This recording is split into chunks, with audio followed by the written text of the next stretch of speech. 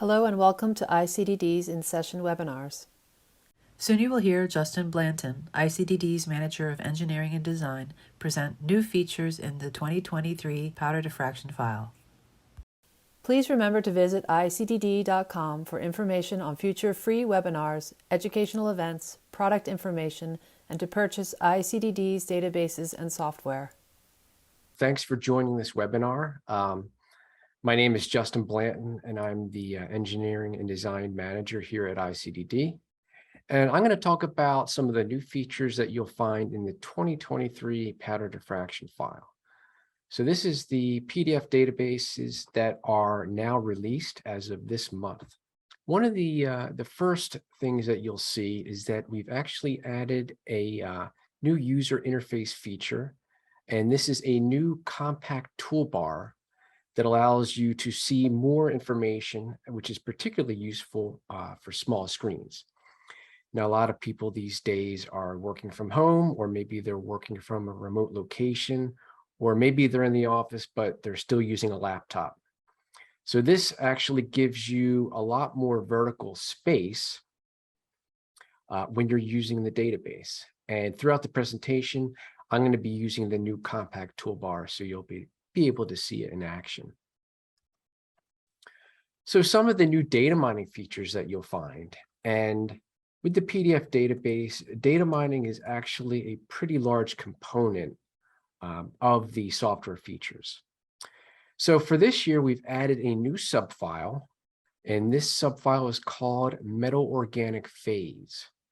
So these are phases containing organic moiety with metals belonging to at least one of the following categories: alkaline metals, alkaline earth metals, transition metals, lanktanides, actinides, and some other metals as well. Another new feature is that you can now select the periodic table elements simply by typing the element symbols or the element names. So this is a really nice way to select elements in the periodic table if you're not familiar exactly where the location of the elements are. And I'll be showing a demonstration of this later on. Lastly, we've enhanced our strong line and long line searches to allow simultaneous input of 3 different search lines. So if you're not familiar with a strong line or long line search is, a strong line is a peak search where you're searching for the 3 strongest or most intense peaks. So these are the peaks with the highest intensities. The long line search is when you search for the 3 peaks that have the longest line, or these are despacings at the beginning or at the leftmost side of the pattern. So these are despacings with the lowest 2 theta values. So if you look at the screenshot on the right, I'm showing a strong line search where I've entered 3 different search lines simultaneously. So this allows you to do essentially a peak search without using any type of phase identification software. Okay, so I'm going to go through a data mining example, and this is going to get you a little bit familiar with how data mining works in the PDF database if you're not already familiar with that. And I'm going to be using metal organic phases, which is our new subfile, as one of the key searches for this data mining example.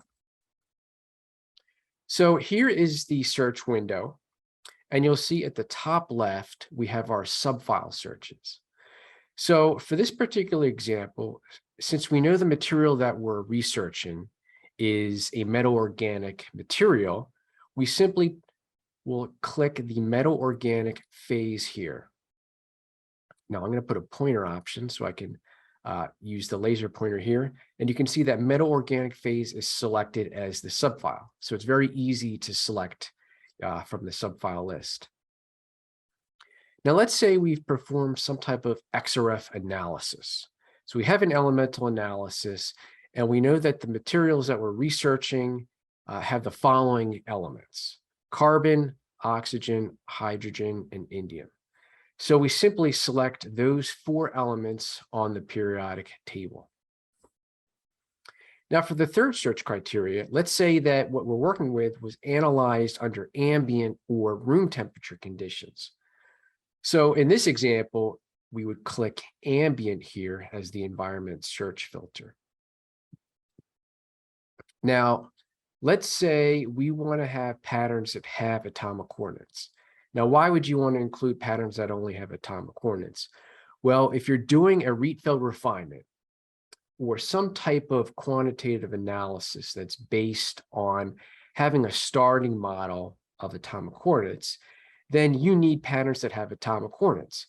So I'm going to check the atomic coordinates flag here to include those patterns that have atomic coordinates. Now, for the last search criteria, I just want to look at the highest quality patterns in the database.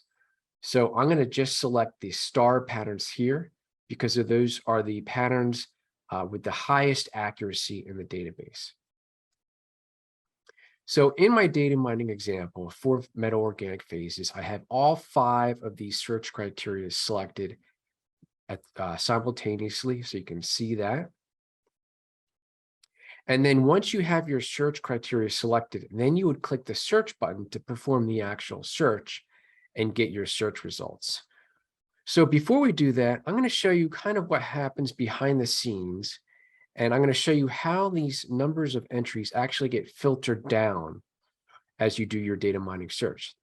So if we look at the full database, and I'm looking at the PDF4 Plus 2023 database, this is our flagship inorganic database, although we do have many common organics in it.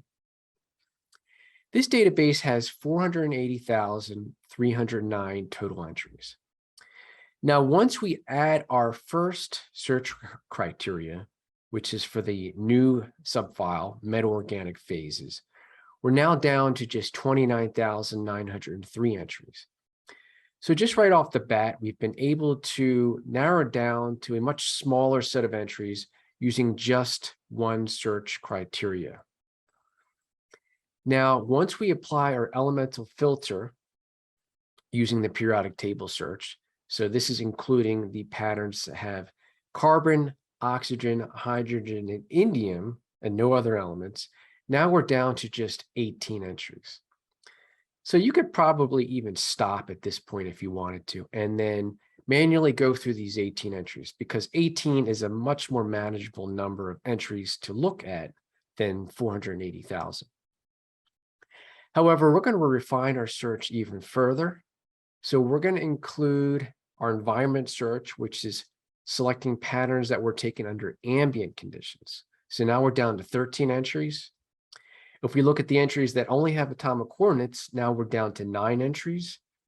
And lastly, if we look at those patterns that are classified as star patterns, so these are the highest quality patterns in the database, we're down to just 4 entries. So this is showing you how it's very easy to take some targeted searches and narrow down from almost 500,000 entries in the database to just 4 entries. So once you've done your data mining search, you're going to get a search results table that looks like this. So this lists the data mining search results, and these display fields can be customized. So we have over 100 different display fields that you can add to the search results table here. At the bottom, you'll find a dynamic search description of all the searches that were performed. And at the top, you'll see there's a search menu and toolbar, and this gives you access to the PDF entries for the entries in this list, as well as various simulations, which I'll show you a demonstration of in a minute. And you can also create data mining graphs, and this is where you can actually do whole pattern matching. Okay, so I'm going to switch over to the live database, and I'm going to show you a database demonstration of how we did this data mining search. Okay, so now I have the PDF4 Plus 2023 database open here. You'll see here is the search window where I have all my different searches. Now, the first search that we were looking at was for metal organic phases. So in the subfile list at the top left here, I can just click metal organic phase, and that automatically selects that as my first search. Now, for the next search, we had our elements. So we had carbon, hydrogen, oxygen, and then the last element was indium. Now, let's say you didn't know the location of indium and you wanted to find it quickly. So a new feature that I mentioned, if you click the drop-down arrow at the top left and you select search for elements, you can type in the name of the element. So we can just type in indium. You could also just type in the symbol IN, but we'll just type in indium, press enter, and now it is highlighted indium. So you can also enter multiple elements in that search box as well. So that's a nice quick way of highlighting elements in your periodic table. Okay, so now that we have our elements selected, I'm going to select ambient at the top, because I'd mentioned we're just working with ambient or room temperature patterns. Atomic coordinates right below. And I'm going to just check star patterns here. So a quick way of selecting or deselecting multiple quality marks, which are separated as checkboxes, one trick you can do, instead of clicking each checkbox individually, you can actually click on a checkbox, hold the button down with your mouse, and if you drag your mouse over the remaining checkboxes, it will quickly deselect those checkboxes. Now you can do the same thing by selecting checkboxes. So let's say I click this star checkbox here, and then using the mouse, I hold the button and drag it down. I can now easily reselect those. So that's a nice quick way of selecting or deselecting multiple checkboxes simultaneously. Okay, so now we have our 5 different searches here selected. I'm going to click search at the bottom left, and I should get 4 patterns. So I'm going to drag this window over here so we can view the 2 windows at the same time. So I'm looking through my search results and I see that there's 3 indium oxalate hydrates. There's also an indium hydroxide terephthalate. So I'm going to open up this last pattern here. I'm going to select this indium oxalate hydrate because that's the material that I'm working with. And I'm going to double click this entry in the search table. Now, what that does is that brings up a new window, which we call a PDF card. And this shows much more detailed information for that entry. So you have to see at the bottom here, there's various different tabs or categories of more detailed information about the material. You see there's different types of formulas. There's different crystallographic information. And I'm not going to go through all these different categories because we've covered these in past webinars. But there's much more detailed information that you'll find on this PDF card. There is a list of despacings and intensities up here, and then there's also a graph on the right-hand side. But the important thing that I wanted to mention during this webinar is at the top, you have various toolbar buttons which show you different simulations. So for this particular entry of indium oxalate hydrate, this actually has a 2D chemical structure available. So if you click that button here, you'll see a 2D chemical structure. If you click the 3D molecular structure button, you'll get the fully interactive 3D molecular structure there. We also have 2 electron diffraction-based simulations. We have a spot pattern, which is also known as a selected area electron diffraction pattern. And we also have an EBSD pattern. This is also known as a electron backscatter diffraction pattern or a Kikuchi pattern.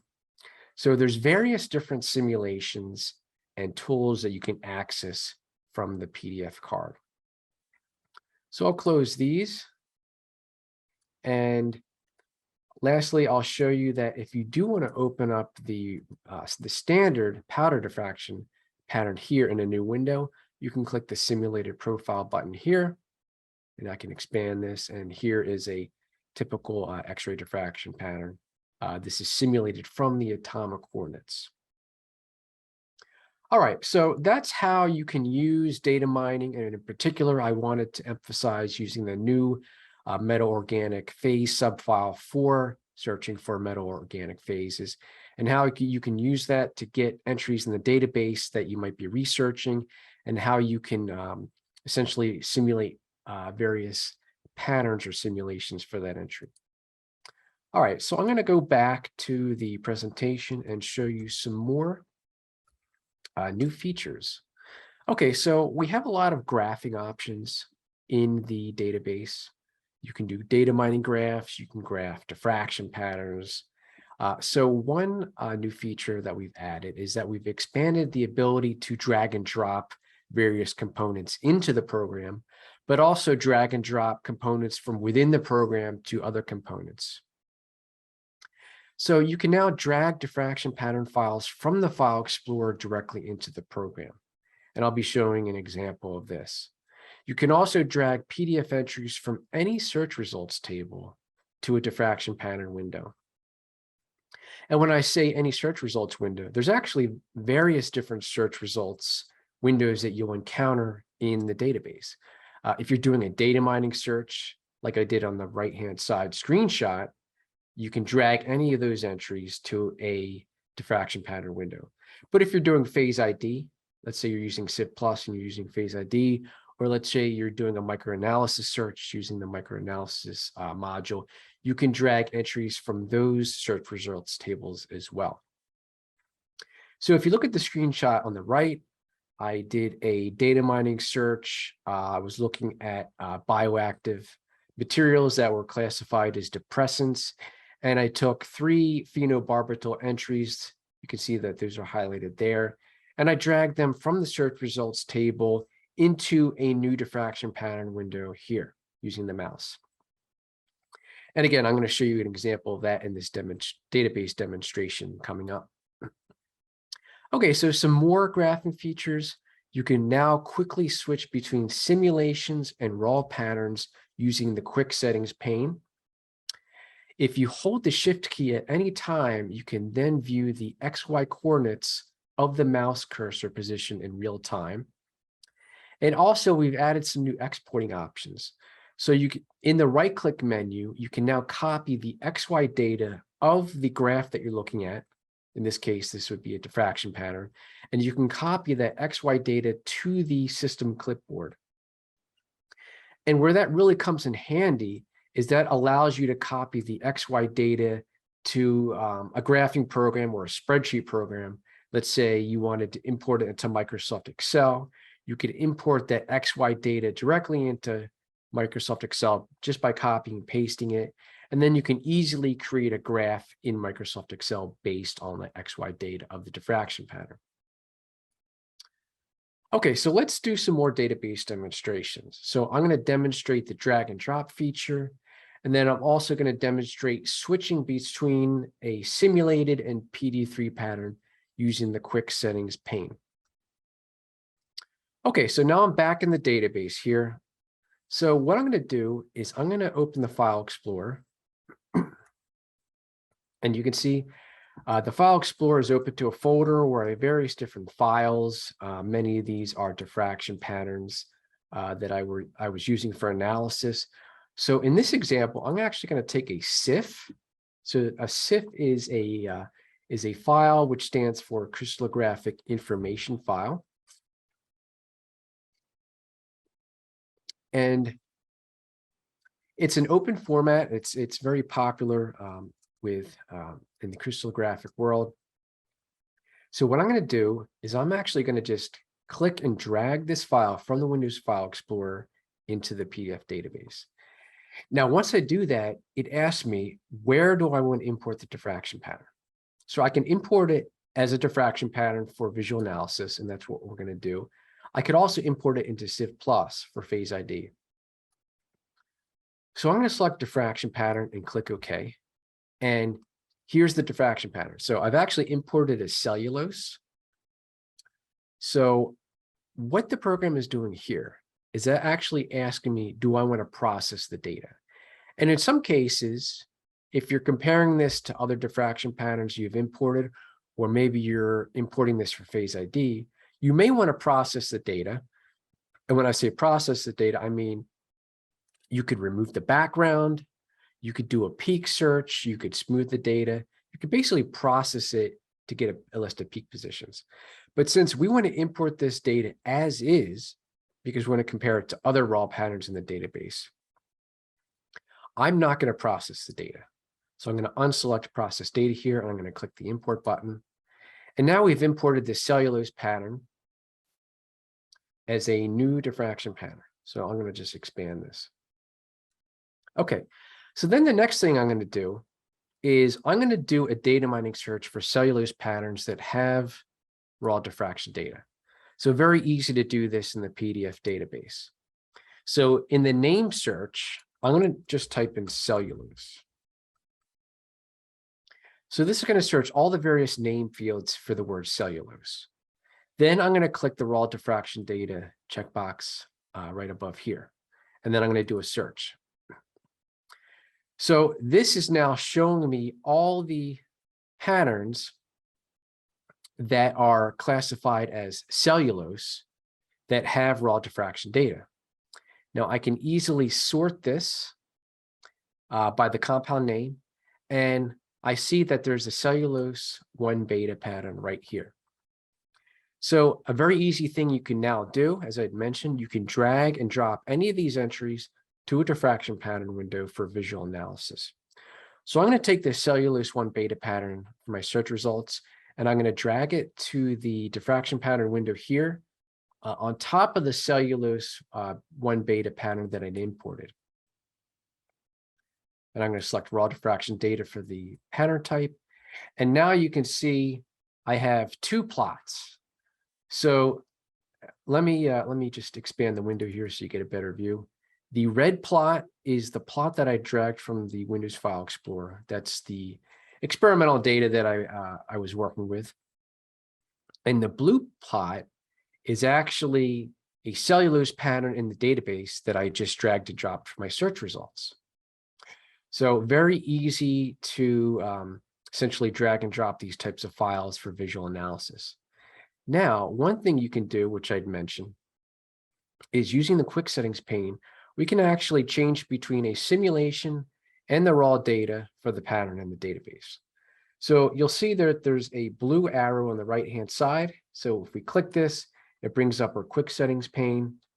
And at the top, you'll see there's a new set of radio buttons.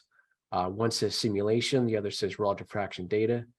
So I can now click on simulation here. And that essentially now redraws the pattern in the database, essentially redrawing it using a DI list here. So this is now showing me a simulated pattern for this cellulose 1-beta. Now, why would I want to do this? Well, one of the key features in our pattern simulations is the ability to estimate the crystal light size of the pattern. So you can do that by changing the profile function of my simulation. So I'm going to click this drop-down box next to profile function and select crystal light size. Now, once I've done that, that essentially redraws this simulation using a crystal light size profile function. And then we can take the slider underneath the crystal light size drop-down here, and I can increase the crystal light diameter, essentially making the profile much more narrower. Or I can lower the crystal light size here, making the peaks more broad. And then I can use that to estimate what the crystal light size could be in this pattern.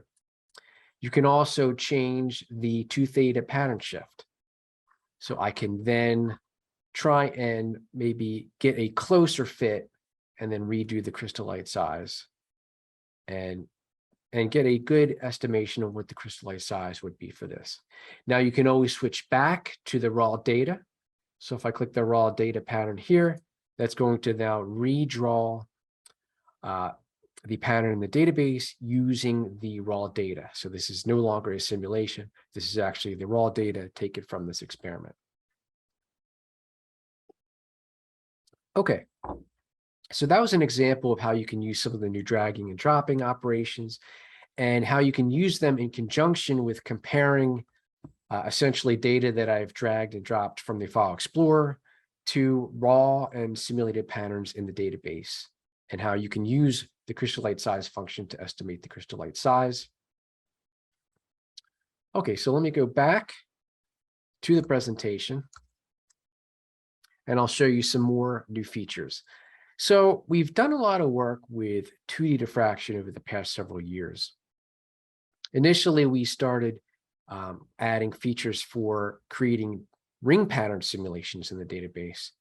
And then we transitioned into allowing users to actually import 2D patterns or 2D diffraction pattern images into SIeve Plus for phase ID.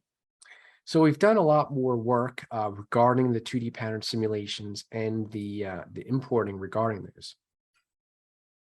So some new features that you'll find with the 2D ring patterns, you can now simulate ring patterns using a strip detector simulation. And when you do that, you have access to a 2 theta range setting and also a gamma range setting. And I'll show you an example of this. We've also added some new access options. So you can plot your 2D ring pattern in Q space, in D spacing in terms of nanometers, or 1/d, which is inverse D spacing in units of inverse angstroms or inverse nanometers. Also, as with the regular 1D diffraction patterns, if you hold the Shift key, you can view the 2 theta coordinates of the mouse cursor in real time.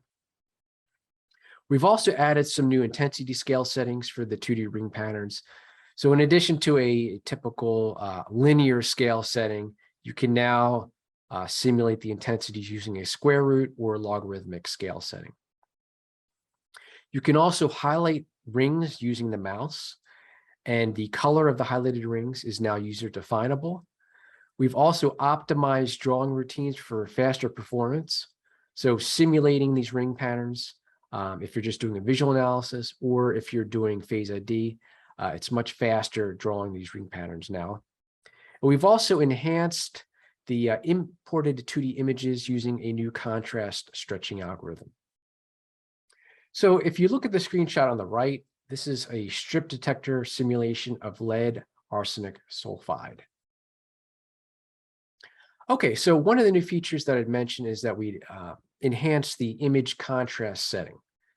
So if you look at the image on the left, so this first image here, that is a single frame of a 2D diffraction pattern that was imported and that has no contrast applied. So this is actually the raw 2D image. And these little curved rings here, these curved ellipses, actually represent peaks in the diffraction pattern. And the brighter the ring, the more intense that peak is, the higher the intensity is. But you'll see when there's no contrast applied, it's very hard to differentiate between the different rings. And there's actually some low intensity rings that are almost impossible to see just because the contrast is so low.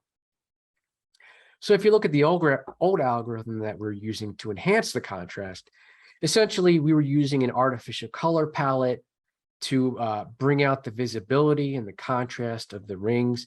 And in this middle image, you can see clearly there are 5 rings here. So there are 5 peaks, but they look kind of fake in a way. They don't really look real. And it's not as easy to discern what's the most intense peak when you're looking at the contrast in this particular way. Now, if you look at the third image on the right, this is the new algorithm, which is using a contrast stretching method. And you can see now it looks much more natural. The rings are very easy to see, but most importantly, it's very easy to distinguish what the most intense ring is here in the middle. And you can even see what the lower intensity rings here at the higher angle. So it's much improved, particularly when you're importing these types of 2D images for phase ID. Okay, so let's do some more database demonstrations. So I'm going to demonstrate a basic strip detector simulation. I'm also going to import multiple 2D diffraction patterns in SIeve Plus for phase ID, and I'll demonstrate some of the new 2D features with that. And I'll also import another diffraction pattern, which is from the ESRF file format. Okay, so let's go back to the database. And now I'm going to open up SIeve Plus. So there's a button on the top toolbar that says SIeve Plus, and this is our phase identification program. in the PDF database. And actually, before I do this, let me just show you how you can access an individual simulation. So I'm going to open up an individual PDF card before I do the phase ID. And I know the number, so I'm just going to type in this is 00005 0345. And here's the PDF entry for that. This is codeine phosphate dihydrate. And to simulate a ring pattern, so we're just going to do a ring pattern simulation for visual analysis. On the top toolbar, you just click the button that says ring pattern. So this gives us a simulated ring pattern. This one is actually based on the DI list for this particular pattern. So let me just expand the window just so you get a little better view here.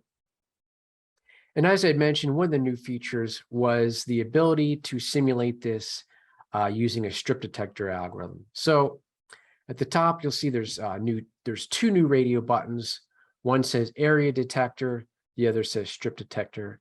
So if I click the strip detector button here, it now recalculates it as would be seen using a strip detector. And what's really cool is that you can now change the 2 theta range. So you can change the start and stop range of the 2D pattern simulation. So if you wanted to view a larger area of the scan, you could do that by increasing the 2 theta range here. So this gives us a larger area, which essentially is scanning a wider range of the diffraction pattern. And you can also customize the gamma range. So we can look at a smaller gamma range of the ring pattern or a larger gamma range. Okay, so I'll just show you some of the new intensity scale settings while we're here. So I'd mentioned we'd added square root and logarithmic scale settings. So right now we're looking at it as a linear intensity scale. But you'll notice that there's actually some low intensity rings at the higher angle, which are kind of hard to see. Now, if you move your mouse over some of these rings, you'll see they're now being highlighted by the mouse. So this is another new feature. So you can kind of see where the rings are if you highlight them with the mouse. But it's much easier to go over on the right-hand side here and click the square root button. And then that applies the square root intensity scale to the rings. And now you see that these lower intensity rings, which are many times at the higher angle region, are much more visible. So very easy to see these now. Now you could also do a logarithmic scale, and that works, although sometimes that may be a little overkill because it does artificially bump up the intensity. I find that the square root scale works in a lot of cases, particularly if you just want to bump up these lower intensity rings here. And with the strip detector simulations, you can also, as with all the different simulations, you can change the crystallite size. So we can increase the crystallite size to get more narrow rings, or we can decrease the crystallite size to get more broad wings here. So very easy to do that dynamically. All right, so I'm going to go back to SIeve and then show you essentially how you can import these types of 2D patterns for phase ID. And I'll apply some of the new features I had talked about. Okay, so in SIeve Plus, there's a button on the top left that says Import 2D Diffraction Pattern. And now it's prompting me what file or files do I actually want to import. Now, one of the key features with 2D patterns is that we have this the ability to import multiple patterns simultaneously. Now, why would you want to do that? Well, in many cases, what you'll find with these detectors is that they'll actually give you multiple frames of data, where each frame is looking at a different range of your diffraction pattern. Now, the ranges do overlap usually, but in order to capture the entire diffraction pattern, we want to combine all of these frames together into a single diffraction pattern, which we can then integrate and then import for phase ID.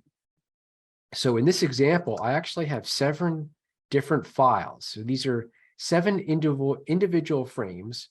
These are all taken of the same pattern, so the same material, but these are 7 different ranges of data that were taken at the same time. So I'm going to select all 7 of these and click the open button. And now what it's doing is that the program is essentially importing each frame, integrating it from a 2D image, and that's the image that you see on the left-hand side. It's integrating that to a 1D XY plot on the bottom right-hand side. And since there were 7 frames or 7 images that we had imported, you're going to get 7 individually colored plots here in the graph. Now, if I click this drop down, you can see here are the 7 different images. And let's say I want to look at the second image, I can click the second image, and then that's going to show you what the second image looks like here. If I want to look at the last image, which is the 7th image, I can click that here. But essentially, it's taking all the frames of data, it's integrating them using the detector settings and image settings from the metadata, and it's integrating these. So it's going through the ring pattern and essentially downsampling the intensity to these XY plots here. And these look like more traditional 1D diffraction patterns that you're probably most likely used to working with. Now, at this point, what we can do is we can click the process button. And this is now stitched and merged together all 7 of those integrated patterns into a single diffraction pattern. Now, you do want to process this data. So we do want to process the data to get a list of peak positions, because ultimately we need those peak positions for doing phase ID. Okay, so I have a predefined setting here, and this setting is pretty accurate with this type of 2D data. It gets all the major peaks. Now, if you do have time, I do recommend when you're processing data to just go through, make sure it got all the peaks. Maybe so occasionally it may get peaks where there was noise, or maybe there was an artifact from the integration or the K-alpha-2 stripping algorithm. But you do want to go through and just make sure it got all the peaks. You can always add peaks. So for example, if you thought that this area here was a peak, you could just click here to add that peak manually. Or perhaps maybe you think that this is not a peak, so you could click that to remove that. So essentially, you want to go through and manually refine this and just make sure that you have all the peaks selected as accurately as possible. Okay, so once you're at this point and you have all the peaks selected, then we want to import this. So I'll click the import button for phase ID. Now, before it does the search, it asks you, do you want to apply a search filter? So one of the really powerful things about the ICD database is the way that we essentially combine data mining and phase ID directly with the database itself. So we can essentially apply any of our search filters directly to the phase ID. Now, in this instance, I know I'm working with a mineral. So I'm going to click the mineral related subfile here. This is now going to just do phase ID and search only on the mineral patterns in the database. We don't want to search on the entire database, although that does work many times, because if you search on too large of a set of entries, you open yourself to the possibility of having false positives. So you do want to kind of have a targeted set of entries you want to look at. So we have minerals selected here. I'm going to click apply filter, and it's searching the database. And now you can see we've matched a number of aluminum oxide or corundum patterns in the database here. So I have all the top matches with the best matches at the top. Now at the bottom half, we are showing the 7 individual 2D diffraction patterns that we had imported. So each one of these boxes is a 2D image from an individual file that we'd imported. Now, the top half of each one of these cross sections, so where you see these white rings, the top half is actually from the 2D image that we had imported. So this is actually the 2D image that was taken from the 2D detector. Now, the bottom half, these are actually rings from the patterns in the database. So these blue rings are patterns from the database, and these are for the matches that I have selected here, my aluminum oxide. So I'm going to unzoom here. And one thing you'll notice is that if I look on the left-hand side at the higher angle region, some of these rings are hard to see because they're fairly low intensity. So this is where I can apply a square root function, one of the new features in the 2023. So on the right-hand side, all the way on the right, I'll click square root, and that now immediately bumps up some of these low intensity rings. So it's easier now to see these low intensity rings. And then if I zoom in, so I'll zoom in this region here, now you can see that these peaks here from the pattern in the database actually match pretty well to these peaks or rings from my 2D image. So this is really giving me a nice visual analysis of the 2D data that we'd imported versus 2D simulations taken directly from the database. Now, I'm going to check or uncheck this checkbox that says Enhance Image Contrast. So what this is going to do is this is going to show you what these 2D images look like without any contrast applied. And you can see, really hard to see these rings. You can only kind of see really the most intense rings. So very useful to have this new enhanced image contrast algorithm applied. And by default, it is applied. So you will see that when you import your 2D images. And now it's much more visible. I had also mentioned that there's a new feature of changing the axis. So let's say we wanted to look at this axis in terms of Q space. This would use units of inverse angstroms, or angstroms to the -1. And now it'll show us the essentially the axis in terms of angstroms to the -1 for Q space.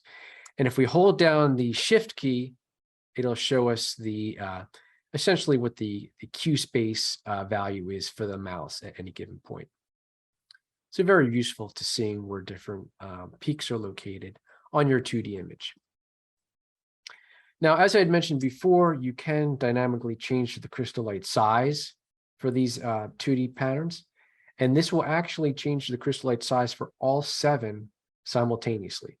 So if I lower the crystal light size to, let's say, we'll do like around 200 angstroms. Now you can see that the rings are getting much more broad.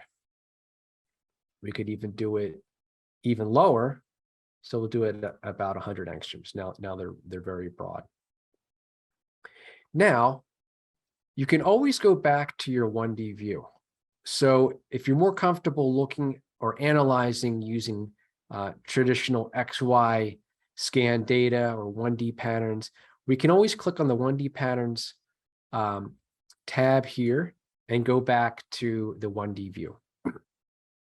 So the red pattern, that is the essentially the integrated pattern from the 7 images that we've integrated and stitched together.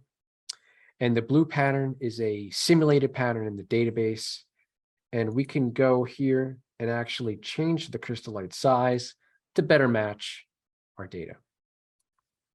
So very easy to switch between 1D view or 2D view here.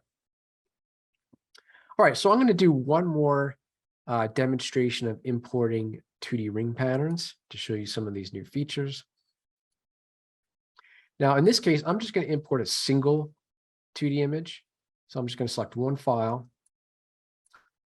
And now, what you can see for this particular example is that, for one thing, you can, if you look at the 2 theta range, you'll see that the 2 theta range goes from about 0 to 7 degrees 2 theta.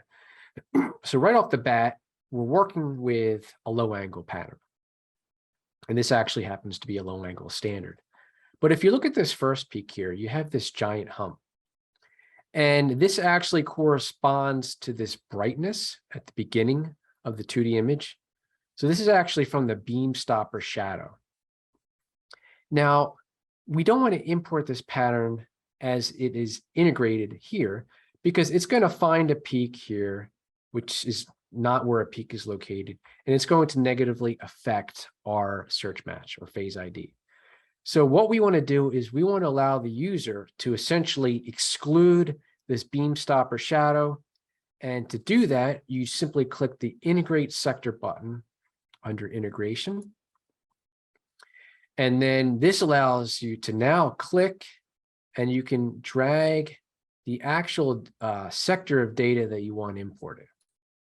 So what I'm going to do is I'm actually creating this giant circle. And I'm going to exclude some of this dead area here. But more importantly, the inner part of the circle, I'm going to drag it so it starts right outside of this region here, because we want to exclude that. And once we've done that, you can see it's now excluded that hump.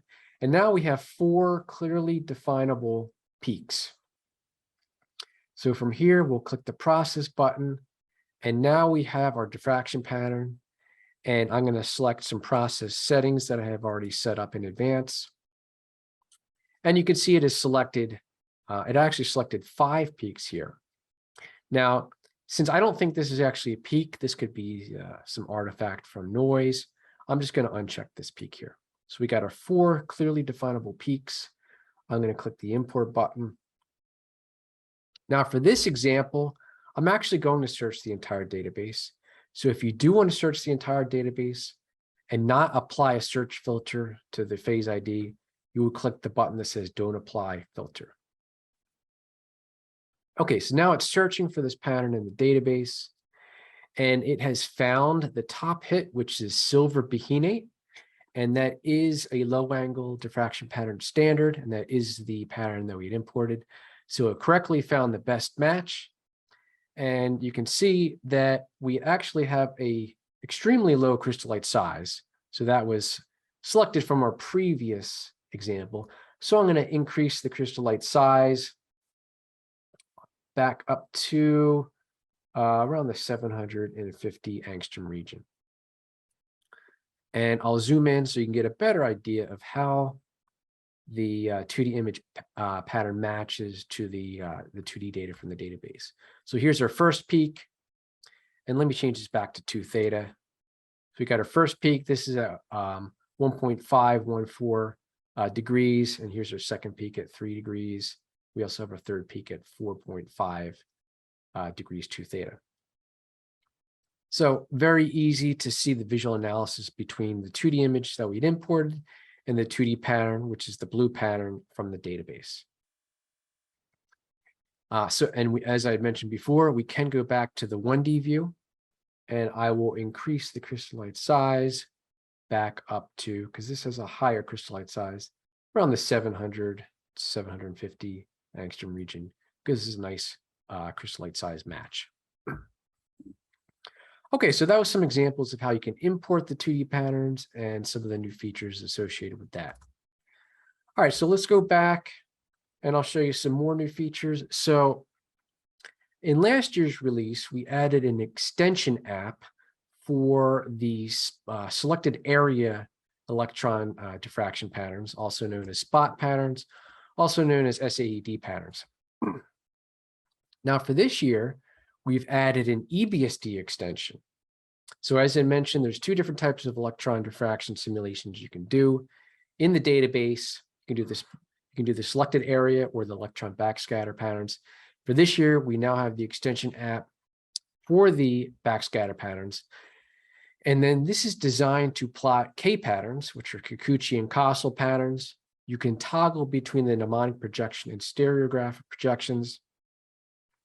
For Kossel patterns, up to 3 K alpha 1 wavelengths of the elements in the chemical formula are used, and these can easily be accessed on the PDF card window itself or in the EBSD simulation in the PDF database. So if you look on the right-hand side, this is showing you what the EBSD extension looks like for palladium platinum. Okay, so some new features with regards to Phase ID, and this is SIeve Plus is our Phase ID software for the PDF4 databases. We've added support for importing a new file format. So this is the star.esg file format. This comes from the Analytical Instruments group. And we've also added support for importing neutron time of flight instrument parameters for GSAS2 files. So several years ago, we added support for constant wavelength neutron diffraction. So you could import constant wavelength neutron diffraction patterns for Phase ID.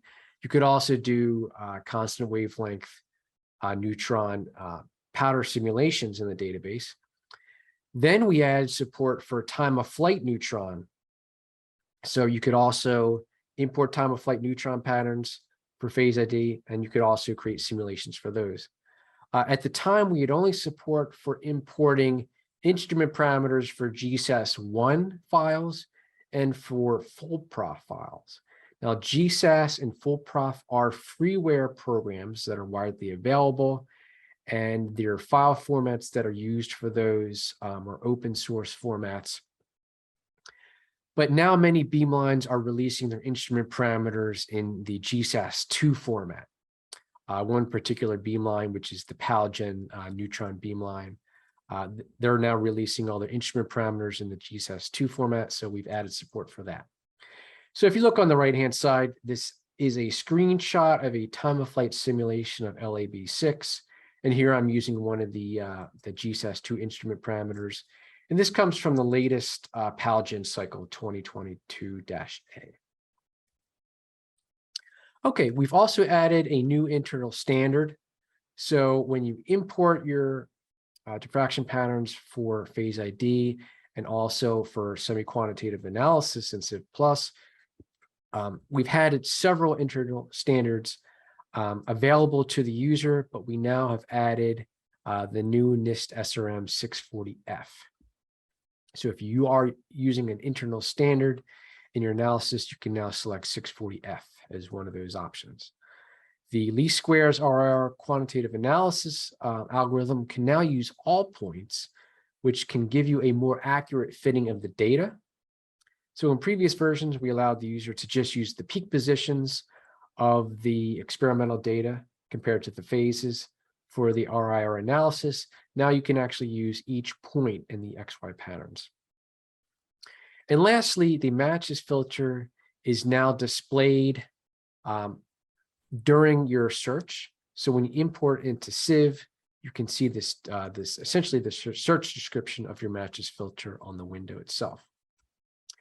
Okay, so let's do another database demonstration. So I'm going to import a star.esg diffraction pattern file. So this is a traditional 1D diffraction pattern, and this is one of the new formats that we're supporting this year. Okay, so I'm going to click on the SIeve toolbar, the Import 1D Diffraction Pattern button.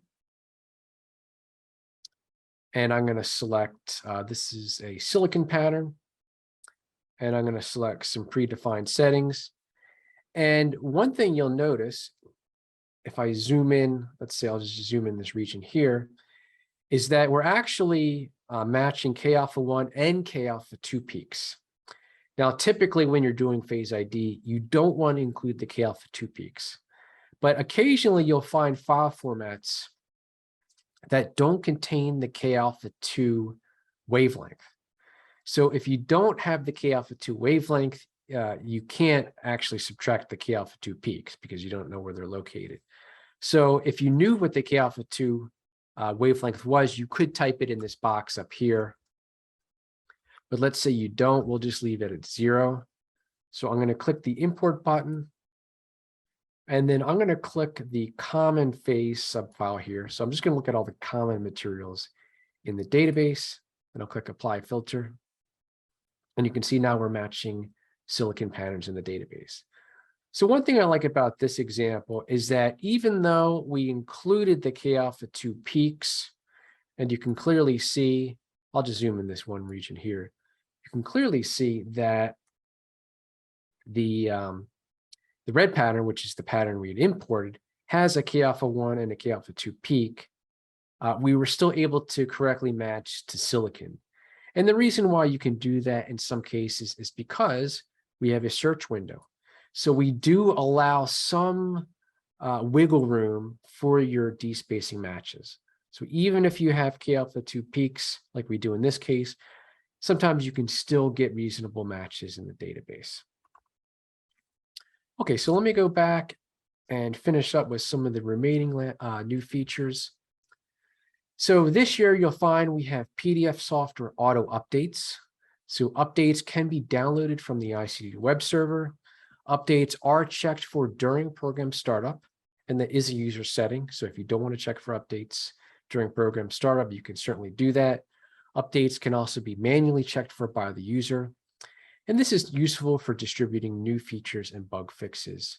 And these updates can be built and deployed to our web server in a matter of minutes. So very nice to be able to have auto updates for the PDF software. And lastly, I did want to mention for this year, we do have a new server license model available. So this new model simplifies implementation and distribution of our databases. In particular, the server license will be available to the PDF4 Plus and PDF4 Organics databases only. Our server license essentially lets you tie your licenses to your computer network rather than individual computers. And you can float an available license to 10 or more seats at a time. And the 10 or more depends on how many licenses that you purchase. So this shared approach is ideal for universities or larger teams of researchers and scientists. So for more information, you do want to check with your manufacturer of your diffractometer to make sure that your diffractometer software supports the ICDD server license model. And if you need software for phase ID or whole pattern fitting, Rietveld, or one-click analysis, you can always add JADE as an option to the server license databases. So again, for 2023, we do have server license models available to be purchased, and these will apply to the PDF4 Plus or PDF Organics databases. Hey, Justin. Yeah, there are a few. The panelists covered a lot of questions during the presentation that came through. It was a pretty active group, but I do have a couple that we can go over. By the way, I should say my name is Scott Cole. I'm the sales and marketing manager for the ICDD. I am based in the ICDD's California office, which is located in Livermore, Northern California, Bay Area. So for purchasing any of the products that Justin discussed today, whether it's a standalone PDF license or the server license, the easiest way to get to me is just by emailing sales@icdd.com, and that will filter to me or to one of my colleagues that can help support any questions you have. But let me get to these questions from the attendees. So the first one is, can I do a periodic table search for metal organics with more than one metal? Yes, you can do that. All right, so from here, you would type in indium, and then if you want to add a second metal, we would type in a space, and then we put in our second metal here. Let's say tin, and then let's say we want to put a third metal in here. We'll put another space, and we'll do silicon. So you can do multiple metals or any of the elements here. You just type in the name or the symbol, and you just want to make sure that they're separated by spaces. So I have indium, tin, silicon. I'll click OK, and you can see it is now highlighted the three elements here. Any other questions, Scott? Yeah, see what's happening. We can do one more. Let's see, what data formats can be read using PDF4 Plus? Okay, so I'll show you that here. So if we click on the SIeve Plus button, I'll go back to SIeve. So if we're just talking about 1D patterns, and I think that's what most people are probably working with based on the poll that we'd seen earlier, I'll click the import 1D pattern here. And then you can look at all the file types by clicking this drop down here. But essentially, we support all the major instrument manufacturer file types. So we've got Bruker, we've got MDI scans, Panalytical, Philips, Proto Manufacturing, Rigaku, Syntag, Shimatsu, Seatronics, and Thermo Fisher. So all the major XRD manufacturers, and some of them are actually even older formats. So an example of that would be like the Syntag scan. Right. It's an older format, probably not really used that often, but we do support it because you never know when you might want to be analyzing a pattern that was taken from a long time ago. So in addition to all the major manufacturers, we do support many open formats. One I had mentioned before is the crystallographic information file format, also known as SIeve. We also support CSV files, so that's just an XY scan where the 2 theta intensity values are separated by commas. XY files are the same thing, but they're separated by spaces. And we also support full prof and GSAS scans.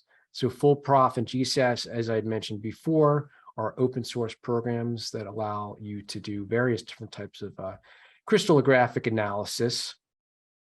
And I think that covers all the file formats.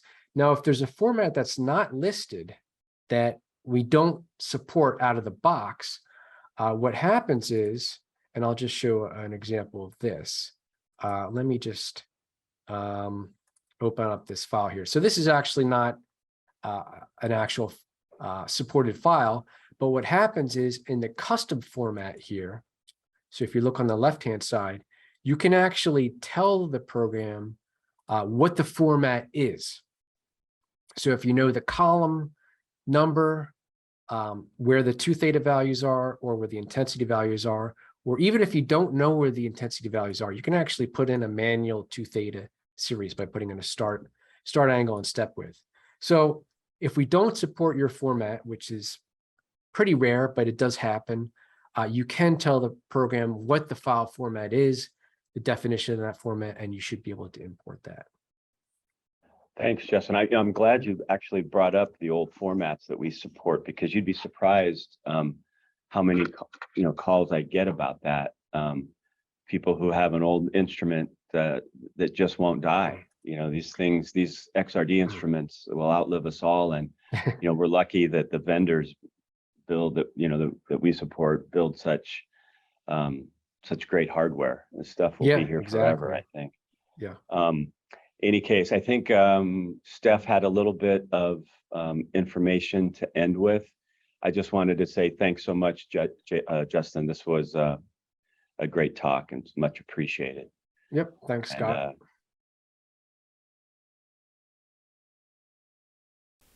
Don't forget to like and follow ICDD on Twitter, Instagram, LinkedIn, and Facebook. More information on ICDD.com. Contact us at info@icdd.com.